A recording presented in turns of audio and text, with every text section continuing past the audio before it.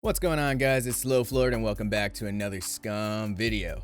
Tomi put out a tweet earlier today that was filled with a lot of information.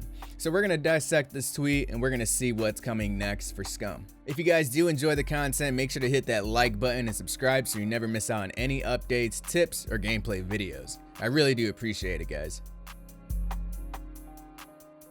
It looks like we will be getting proper animations for consumables in SCUM. There is a YouTube link on the paper, and if you click on it, it shows all of Tarkov's consuming animations. And I think this is going to make for a great immersive experience, and it also looks really good. We're also getting some updates to the wetness in the game. There will be a proper wetness effect on all hard surfaces and terrain to make for a darker color, appropriate roughness, and specular. Mud and water puddles will actually blend in, and there will be some new rain effects. There will also be different wetness effects depending on the clothes you're wearing and depending on the cloth absorption. There will also be raindrop effects in first person on weapons, hands, sleeves, etc. They will also be adding a screen effect to help represent what your character is going through, whether it be being cold, warm, sick, radiation, or injured. And even getting out of water will cause water to drip with a diving mask on and off, and breath moisture will accumulate on screen when using a gas mask. And there will even be a tint while wearing certain sunglasses.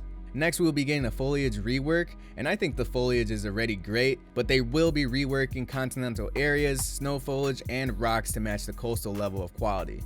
There will even be a burnt forest. And I know they've talked about in interviews about them adding forest fires, and maybe this is the first step to that. They will also be replacing old underground bases with new ones, and even make some of them abandoned. So I'm guessing we will be getting some bunkers that will not have that much loot, but I also think there's not going to be any mechs at those locations as well. There will also be a new crafting system that will have a better overview and functionality. They are even working on support for consoles. And I know a lot of you console players are waiting for this game to come to next gen, and this is the first step in doing so.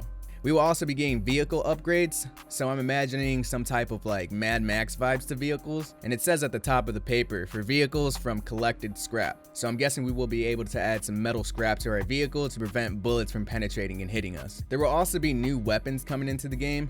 Obviously the long-awaited revolver will be making its way in soon, but we also would be getting an LMG, the Zastava M57, the CZ75, the Henry AR7 Rifle 22, and I'm guessing the Fenris Rapid Bow. But it's also cut off by a piece of paper, so I could be wrong. We're also getting some Croatian firearms, and since it says the HS products, it can range from the VHS-2 to the HS-2000. So I guess we'll have to wait and see. If we look closely, we can see that they're also talking about animations for loading your clips or mags.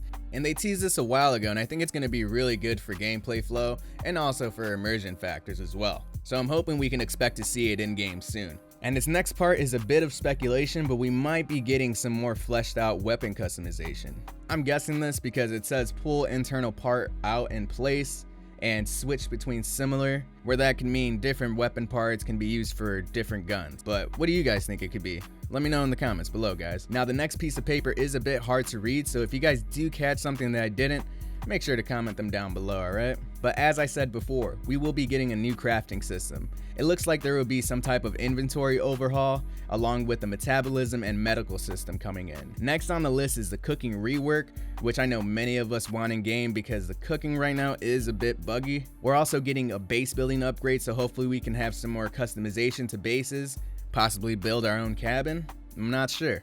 Now I couldn't make out what the next two things on the list were supposed to be, but if you guys figure it out, let me know. After that, it looks like they'll be adding some more goodies to the supporter pack and we'll be implementing more AI.